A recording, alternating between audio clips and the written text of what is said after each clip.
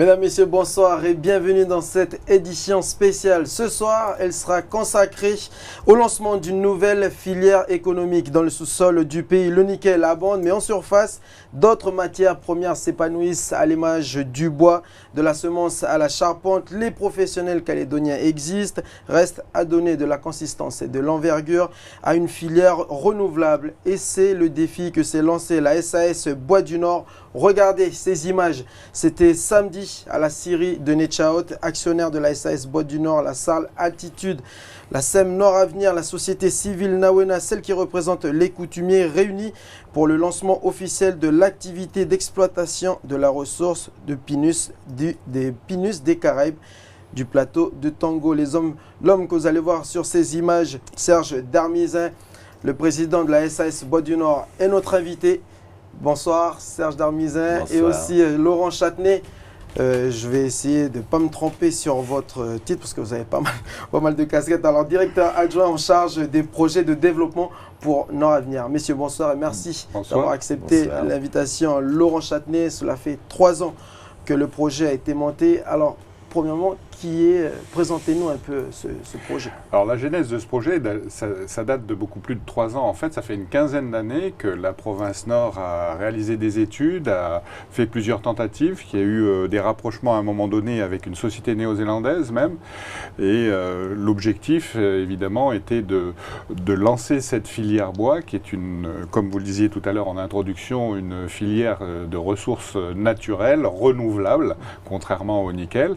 Et donc c'est un projet très important, structurant pour l'économie de la région et une nouvelle filière ouvrant de nouvelles perspectives d'avenir pour la province Nord, mais aussi pour le pays. Alors est-ce que la crise du nickel a accéléré justement le lancement de cette nouvelle filière ?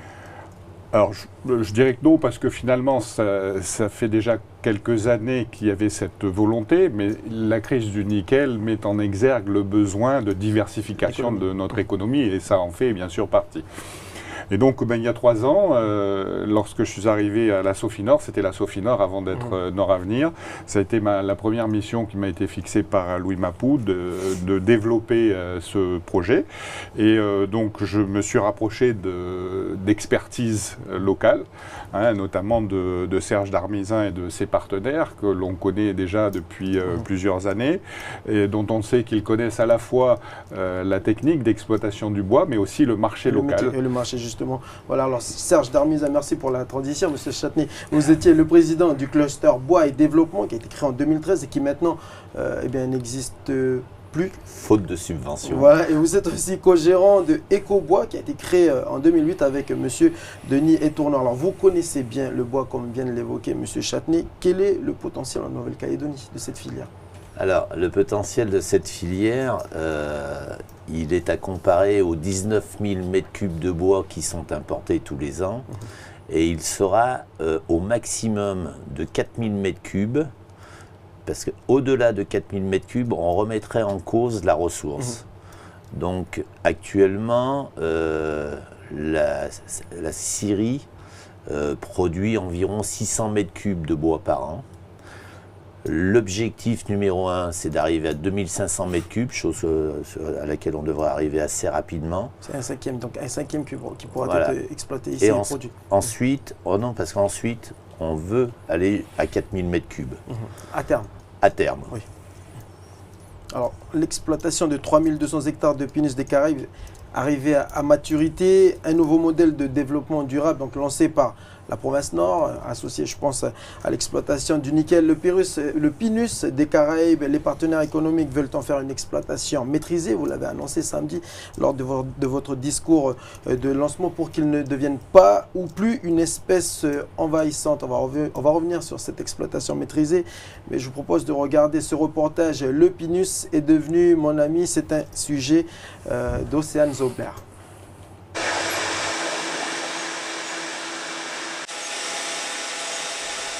Cet arbre, appelé pin des Caraïbes, peut atteindre 30 mètres de haut. Originaire d'Amérique latine, cette espèce a été introduite dans les années 1970 pour développer la filière bois ici au pays. Encore considéré comme envahissant par les habitants, ce bois est de plus en plus utilisé pour les constructions et aménagements de jardins. On ne peut pas nier qu'il a un certain caractère d'envahissement, puisqu'il y a des arbres qui ont colonisé au-delà des limites des plantations à l'origine.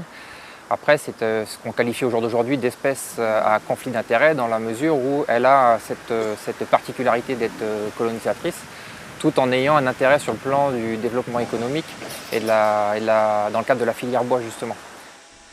Le pin des Caraïbes se trouve principalement à Point-Dimier, Point-Bout, sur le massif de Néoué au nord de Koumak et au niveau du col des Roussettes entre Bourail et Wailou. C'est ici à la scierie de Netchaot à Koné qu'il est en partie transformé. On va mettre du bois sur là-bas. On a des armes encore, non? Non. Les rondins arrivent ici, on les charge à l'élévateur. Ils sont bruts. Ils passent un par un sur cette partie-là. Et après, ils sont introduits dans cette machine-là, où on voit les rouleaux presseurs qui se referment et qui guident le rondin vers un gros roulement sur lequel sont fixés des fers qui tournent et qui nous font au final un rondin parfaitement cylindrique. Sur les 2080 hectares de pin des Caraïbes qui avaient été comptés au dernier inventaire de 1995, 1365 hectares sont gérés actuellement au niveau du col de Tango. Ce parc exploité par la scierie de Netchaot permet de transformer une quarantaine de bois par jour. Là, on arrive dans les coupes rases, c'est-à-dire que la forêt est à terme et on enlève, on refait un deuxième passage dans la forêt et là on coupe à blanc, on coupe tout et on replante derrière. Donc on a des produits qui sont nettement plus jolis qu'au début, effectivement. Une production qui devrait représenter d'ici 7 ans 25 à 30% de la consommation locale en bois. Est-ce qu'il y a encore des habitants qui considèrent que cette espèce est toujours envahissante et qu'il faut la brûler? Alors, c'est vrai que c'était une perception qui était très très forte et qu'au départ, lorsque l'on a approché les populations qui étaient concernées, elles étaient assez réticentes lorsqu'on leur a dit qu'il fallait replanter. Bien sûr, quand on fait une exploitation de bois, il faut replanter derrière. Et quand on leur a expliqué qu'on allait replanter une partie importante en Pinus des Caraïbes, à ce moment-là, ils ont dit « Ah, c'est une espèce envahissante, etc. » Et on leur a expliqué que c'était une espèce envahissante parce qu'elle avait un cycle en fait de croissance qui est très court. Hein. C'est une quinzaine d'années pour qu'un Pinus arrive à maturité. Les essences calédoniennes, style le kaori, le chêne-gomme, etc., c'est entre 70 et 80 ans. Et donc, effectivement, pour continuer une exploitation viable, il faut que l'on puisse couper, il faut qu'on puisse replanter et diversifier au fur et à mesure. Donc on leur a expliqué qu'ensuite, justement, cette exploitation de la forêt allait permettre une gestion active de la ressource et de lutter progressivement contre ce caractère invasif et cette perception d'invasion.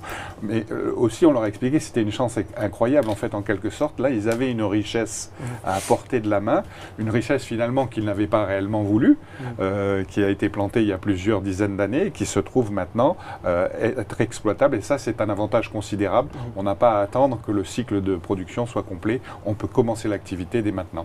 Alors Serge Darmizel, pourquoi aviez-vous choisi le Pinus des Caraïbes pour être exploité? Quelles sont les qualités de ce bois? Alors, je n'ai pas choisi le pin des Caraïbes. Il vous a choisi? Non, mais il y avait une forêt en pin des Caraïbes. Et d'ailleurs, on exploite en gros que la forêt dite T1, celle qui est de bonne qualité. Pourquoi, par contre, je n'ai pas hésité à me lancer dans cette grande aventure? Parce que le pin des Caraïbes est un excellent bois d'œuvre.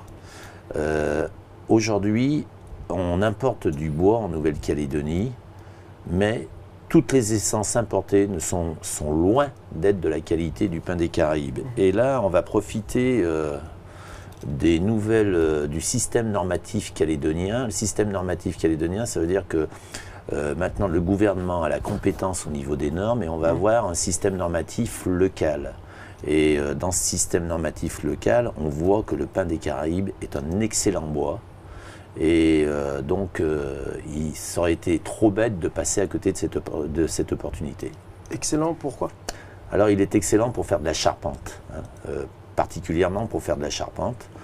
On peut aussi faire un peu de menuiserie avec, mais dans tous les cas, au niveau de la charpente, il est bien meilleur que certaines essences actuellement importées. Plus solide? plus solide, il résiste plus aux cyclones par exemple, il reprend des efforts très conséquents et il a une densité qui est très bonne et il se travaille correctement. Donc si je comprends bien, vous vous orientez plus vers une vente auprès des acteurs de la construction, plus quand vous envisagez de passer une production de 600 m3 là, par an à 2500 m3, vous l'annonciez en début d'émission, à terme vous envisagez de passer à 4000 m3. Voilà. Et cette production, il faudra la vendre, donc vous allez pouvoir le faire? Oui, on va pouvoir le faire. On va s'adresser avant tout aux charpentiers et ensuite on va aussi avoir une propre production de produits dits dérivés et enfin ce qu'il faut bien comprendre, c'est que dans tous les cas le pain des Caraïbes va prendre le dessus sur les bois qui sont importés. Justement. Parce qu'on est compétitif. Alors là, je pense que ce soir, on est bon en matière de transition, parce que là, vous venez d'évoquer les bois importés. C'est le sujet de notre prochain reportage. J'aimerais juste rappeler que Bois du Nord, actuellement, c'est 20% de la consommation locale qui est de 19 000 m3. Quelles sont les autres espèces de bois importés? Voici la réponse avec Vanessa Kédé. Dans les années 2014 à 2015, environ 5000 m3, soit 15 000 litres d'eau de pin épineux ont été importés dans le pays, dont 1500 mètres de pin sylvestre importés d'Europe, avec à peu près 7500 mètres de sapin Douglas en provenance d'Amérique du Nord. 7000 m3 de pin radiata sont également importés de Nouvelle-Zélande. Le pain des Caraïbes, lui, est directement produit en Nouvelle-Calédonie et c'est ici, à la scierie de Nechaot, qu'il est transformé. On enlève les doses, les parties rondes, pour ensuite pouvoir les repasser sur la scie de reprise pour faire de la planche commerciale. Cet appareil transforme une quarantaine de troncs dans la journée et représente entre 75 millions à 80 millions de francs par an de chiffre d'affaires. Dans les années à venir, ce chiffre d'affaires sera multiplié par 3 ou 4. Aujourd'hui, la scierie de Nechaot continue de produire comme elle l'a toujours fait. Après la transformation, le bois passe par une étape obligatoire. Le traitement n'est efficace que si le bois est bien sec. Si le bois est humide, le produit n'arrive pas à rentrer à l'intérieur. Et le pinus est pratiquement tout le temps traité. Je veux dire, on vend très peu de pinus non traités. On sait que le pinus en extérieur, en une année, il pourrit s'il n'est pas traité. D'ici l'année prochaine, la scierie espère produire 2500 m3 de bois par an et atteindre dans 5 à 6 ans 4000 m3. Laurent Châtenay, ça risque de compliquer nos relations avec la Nouvelle-Zélande si demain on décide de plus importer, de prendre leur place sur le marché, sachant que vous voulez à terme, l'ambition de ce projet, c'est d'occuper à 85% la consommation de bois. Alors ça serait fantastique, mais je crois que dans un premier temps, l'objectif, c'est d'arriver à peu près à créer localement 25 à 30% des volumes qui sont aujourd'hui importés. Les relations avec la Nouvelle-Zélande, il faut savoir que pour la Nouvelle-Zélande, on est vraiment un marché secondaire. Ils ne nous envoient pas leur meilleure qualité de bois. C'est un bois qui est envoyé au Japon et que ça ne devrait pas compliquer nos relations. Et je pense qu'ils comprendront tout à fait que la volonté et l'intérêt de la Nouvelle-Calédonie, c'est d'essayer par la production locale, de substituer le plus d'importations possible. Donc ça ne devrait pas poser trop de problèmes. Il y a un autre aspect qu'on n'a pas évoqué depuis tout à l'heure, mais qui est aussi important pour la production et l'exploitation du bois, c'est au niveau de l'emploi. Comment ça s'est organisé? Parce que là, de 15 employés actuellement à la scierie de Nechaot, le nombre va augmenter à 50 employés. On va créer, c'est ça l'objectif, à pleine capacité. Et donc on a un petit peu revu nos plans de départ pour lancer ce projet de façon plus progressive. Donc on va monter en puissance progressivement. Une fois qu'on sera à pleine capacité, effectivement, on compte avoir à peu près une cinquantaine d'emplois, ce qui veut dire qu'il y a encore à peu près 25 à 30 emplois, 25 emplois supplémentaires qui vont être créés, une vingtaine. 15. Une quinzaine, d'accord. Court terme, 15. Mais là, on parle des emplois directs. Il faut savoir que la volonté du projet, c'est aussi une volonté de la province, c'est d'associer les populations du coin à la phase de replantation. Donc on a évoqué la possibilité de faire des pépinières en tribu, etc. Pour l'instant, ce plan est en cours d'étude. Il sera développé dans les mois à venir, mais l'objectif, effectivement, c'est d'essayer d'impliquer le plus de personnes possible dans la zone. Ensuite, bien sûr, il y a tout ce qui peut se passer en aval de cette production-là, parce que cette production de bois, elle risque de susciter de l'intérêt, des métiers de transformation, d'assemblage, etc., d'autres entreprises qui pourront peut-être décider de venir s'implanter dans le nord, à proximité de la zone de production. Des charpentiers, par exemple. Ouais. Alors demain, si je suis un jeune de Netchao, demain, si j'ai envie de travailler dans la scierie, je peux tout de suite venir vous voir et déposer mon CV? Oui, bien sûr, oui. Dans tous les cas, les métiers de bûcheronnage seront en priorité accordés à des personnes de la tribu de Netchao, oui. Vous trouvez les compétences sur place? Oui, là, à ce niveau-là, on trouvera les compétences sur place. De toute façon, il y aura des formations internes. Il est évident que si on recherche un ingénieur bois, on ne va pas le trouver tout de suite. Voilà, on ne le trouvera pas tout de suite à Netchao, mais dans tous les cas, le fil directeur, c'est d'essayer de faire travailler avant tout les personnes des tribus.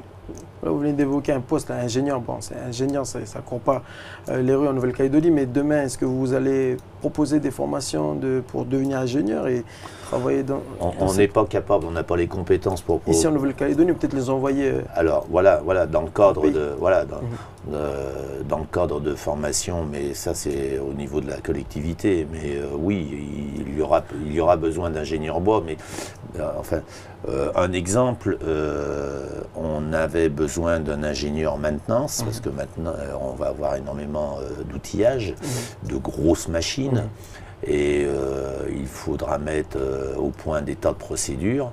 Eh bien, on a eu la chance de trouver un jeune ingénieur local, et donc on lui a accordé une préférence.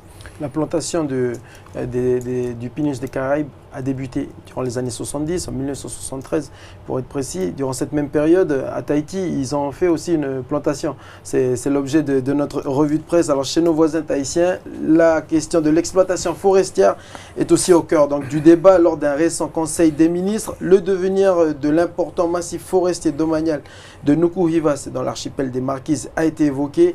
Planté durant les années 70, le Pinus représente aujourd'hui 5900 hectares de massif forestier. 3000 sont arrivés à maturité et donc exploitables.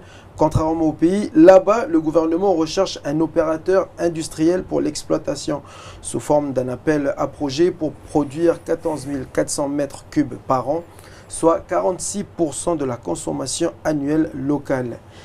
La plantation, comme je le disais, s'est faite durant les années 70, donc c'est durant la même période qu'ici. Y a-t-il une explication commune ou c'est de la pure coïncidence? Non, je pense que c'était une volonté du gouvernement français de faire des plantations de pin des Caraïbes, puisque c'était adapté à ce moment-là. Le but, c'était de faire de la pâte à papier à l'origine, hein, mais bon, évidemment, ensuite... Jamie, juste peut-être un petit retour rapide sur la partie des formations. Je crois que ce qu'on crée avec cette nouvelle filière, c'est qu'on va créer un besoin. Ce sont des métiers qui existaient peu ou pas en quantité suffisante aujourd'hui, tout comme c'était le cas de l'industrie nickel au tout début. Je veux dire, avant qu'il y ait des formations sur le territoire dans le domaine du nickel, il a fallu attendre plusieurs décennies. Là, on crée le besoin. Cette filière, il faut la développer progressivement et elle incitera, on l'espère, les institutions à un moment donné à investir dans la formation. Au-delà des formations qu'on aura besoin, nous, de mettre en place pour nos propres besoins, si cette filière se développe, évidemment, plus tard, elle suscitera la création d'emplois, de jobs et donc des besoins de formation. Et notre objectif, ce serait vraiment, effectivement, qu'un jour, on ait des ingénieurs bois qui soient issus du pays. Là, on vient de voir l'exemple tahitien dans la revue de presse. c'est possible, c'est envisageable de voir la mise en place de formations communes entre la Nouvelle-Calédonie et les Tahitiens justement pour le développement de cette filière? Pourquoi pas? S'ils nous regardent. Pourquoi pas? La production de pinus, elle va permettre la fabrication industrielle, mais également pour la fabrication des ossatures, les villas. Est-ce que vous pensez que vous allez pouvoir convaincre les clients, M. Darmizan? Ah, mais on n'a aucune peine pour convaincre les clients. Actuellement, le pain des Caraïbes est déjà utilisé dans la construction et je pense qu'il y a des chantiers emblématiques comme la mairie d'Yen par exemple. Et les architectes n'ont aucun a priori contre le pain des Caraïbes. Alors pourquoi? Parce que le pain des Caraïbes, grâce à l'ERPA, qui a relayé une étude auprès du CIRAD de Montpellier, on a toute la définition précise des qualités du pain des Caraïbes. Et quand on dit qu'on on risquerait de se fâcher avec les Néo-Zélandais du fait qu'il y aurait moins de radiata importés sur le territoire, ce n'est pas uniquement la volonté de protectionnisme, c'est que simplement, avec le système normatif calédonien, pour résister à des vents cycloniques, à des vents supérieurs à 250 km/h, le bois doit avoir certaines qualités techniques. Et il se trouve que le pain des Caraïbes a ces qualités, alors que le radiata ne l'a pas.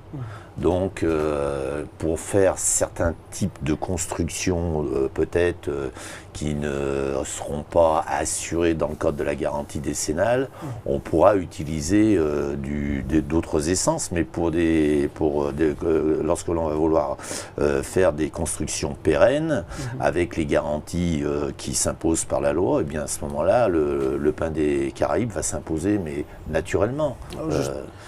Alors on aura toujours la possibilité d'utiliser du pain sylvestre, mais le pain sylvestre à l'importation a un bilan carbone déplorable. Dans ces cas-là, autant prendre le pain le mieux disant. Quand vous dites le bilan carbone, c'est-à-dire qu'il ne renouvelle pas assez? Non, le bilan carbone, en fait, c'est vous avez dans le bilan carbone, c'est ce qu'on dépense, c'est le carbone provoqué par le fait de transporter le pain d'Europe jusqu'ici. Au niveau de la transportation, oui. Voilà. Okay. Alors, vous avez parlé de ce, comment on appelle ça, potentiel de ce bois pour pouvoir résister au cyclone. On se souvient de l'épisode du cyclone Erika, donc c'est durant les années 2004 pour être précis. Et donc pour les reconstructions, le gouvernement avait imposé aux clients d'acheter que du bois local, c'est-à-dire le pinus des Caraïbes, ici à Nitchaot. Et on a mené une petite enquête, il s'avère que plusieurs clients ont été déçus par la résistance de ce bois, du fait qu'il n'a pas été traité suffisamment, parce que la demande était importante face à la production. Alors effectivement, après Erika, il y a eu une demande massive de bois pour faire toutes les charpentes ou les petites villas qui avaient été abîmées par le passage du cyclone. La société Sefka, n'ayant pas de séchoir, lorsqu'elle coupe le bois, il faut qu'elle le fasse sécher pendant 3 mois ou 4 mois. Et à ce moment-là, elle peut le traiter et le mettre en vente. Ça a été un gros problème parce que la demande dépassait largement l'approvisionnement. Il y a eu finalement, après Erika, il y a eu beaucoup de bois importés qui ont été utilisés parce que c'était pas concevable d'utiliser que du pain des Caraïbes. Alors il y a eu un défaut parce que la demande était telle qu'il y a eu un défaut de séchage. Or un bois mal séché, c'est un bois qui peut c'est une partie importante dans la transformation du bois. Voilà. Mais c'est pas du tout ce que l'on va faire nous. On a un gros investissement dans un séchoir. Dans un séchoir. C'est une des machines aussi qui sera... Voilà, dans des machines. Et puis le séchoir, mais le séchoir, c'est un élément très très important parce que dès l'instant que le bois il est séché, il est de bonne qualité et il prend très bien le traitement. Et après, il ne se déforme pas. Alors que tu as un bois qui est mal séché, il prend mal le traitement et il se déforme. Donc, voilà. En tout cas, mais c'est pas le problème du pin des Caraïbes. Tous les bois pour tous les bois, c'est pareil. En tout cas, on peut se réjouir du lancement d'une nouvelle filière économique. Donc, on parle souvent de diversification économique du pays, du fait que le nickel traverse une période maussade en ce moment. On peut que se réjouir. C'est peut-être une nouvelle et belle aventure qui commence pour Nord Avenir, Monsieur Laurent Châtenay. C'est une filière économique durable, compétitive, comme le disait Serge Darmizas. Il faut bien insister là-dessus, c'est qu'on est convaincu qu'on sera en mesure de répondre à des contraintes économiques de compétitivité. Et donc, on espère que cette filière aura une longue vie. En tout cas, on va la gérer de façon à ce qu'elle soit pérennisable dans le temps et qu'elle puisse créer beaucoup de valeur ajoutée et de richesses nouvelles pour le pays. À quelle date on pourra revenir vous voir pour faire un bilan de ce lancement? Dans un an? Ou c'est encore trop tôt? Dans un an, ce sera un peu tôt parce que maintenant, donc, on vient de sceller la naissance de Bois du Nord et on va passer les premières commandes. Donc le matériel va arriver dans les 6 mois et on l'aura dans un an, on ne l'aura utilisé que 6 mois. Mais dans un an et demi, après un an d'utilisation du matériel, là, oui, on pourra faire le point. On pourra faire le point. On pourra faire le point, on pourra faire le bilan. Messieurs, merci d'avoir accepté cette invitation et puis longue vie à cette nouvelle filière de bois. La soirée, l'information continue plutôt sur NCTV. Merci à tous de nous avoir suivis. Excellente soirée et à demain. Merci, Jamie.